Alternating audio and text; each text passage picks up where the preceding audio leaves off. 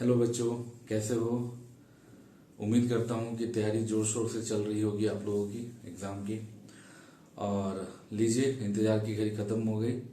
आप लोगों का मैसेज मैं देख रहा था कि आ रहा था कि कब डालेंगे आप गेस क्वेश्चन। तो लो, आज मैं गेस क्वेश्चन के साथ आ गया हूँ।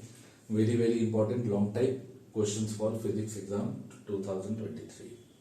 तो इसमें हिंदी मीडियम के बच्चे आप सभी लोग देख रहे हो कि मैंने पहले ही लिख दिया है कि इसमें जितने क्वेश्चंस हैं, ठीक है। तो हिंदी मीडियम वाले इसको पढ़ सकते हैं।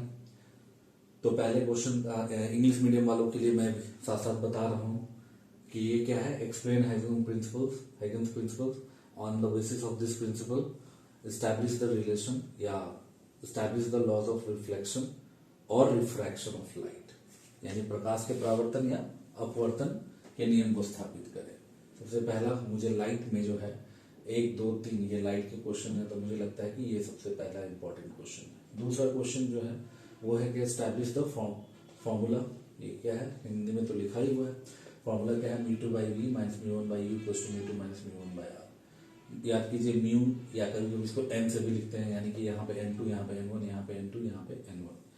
तो n2 n या म्यू को हम लोग बोलते हैं रिफ्रैक्टिव इंडेक्स, हिंदी में अपवर्तनांक, ठीक है।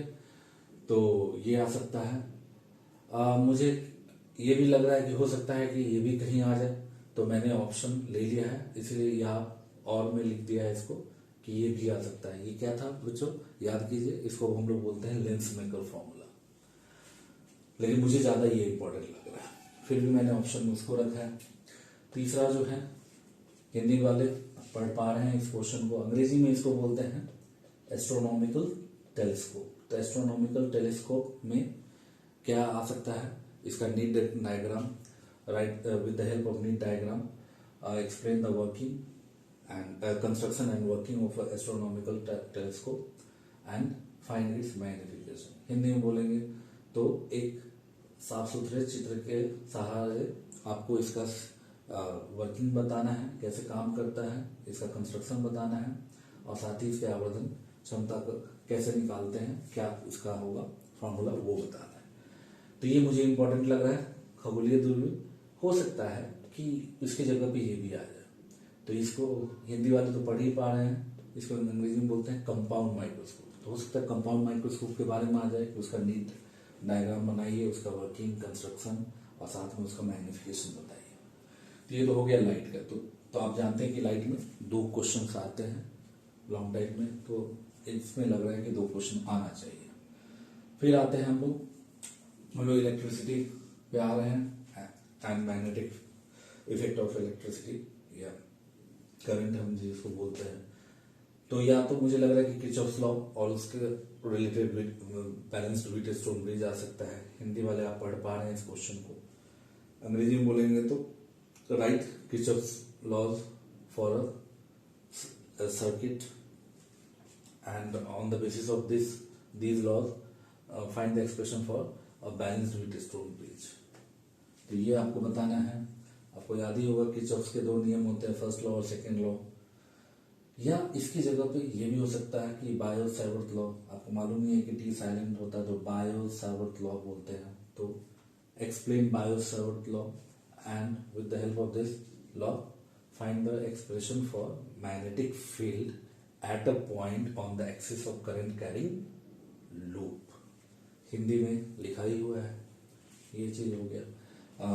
जिसको याद हो या ना हो, ये इसका जो होता था चुंबकीय क्षेत्र, इसका जो फॉर्मूला होता था B equals to μ0 I r² upon 2 times of x square plus r² का होल 3/2। तो ये निकालना है। अब बायो-सैवर्थ नियम जो होता है बायो-सैवर्थ, वो क्या था, मैग्नेटिक फील्ड का फॉर्मूला था B equal to μ0/4π into ideal sine theta by r²। तो ये बताना है। लास्ट क्वेश्चन जो है ये क्या है, ये हिंदी वाले पढ़ पा रहे हो, इसको अंग्रेजी में अगर हम पढ़ेंगे तो क्या है, what is electric field intensity, find the electric field intensity at a point on the axis of a electric dipole.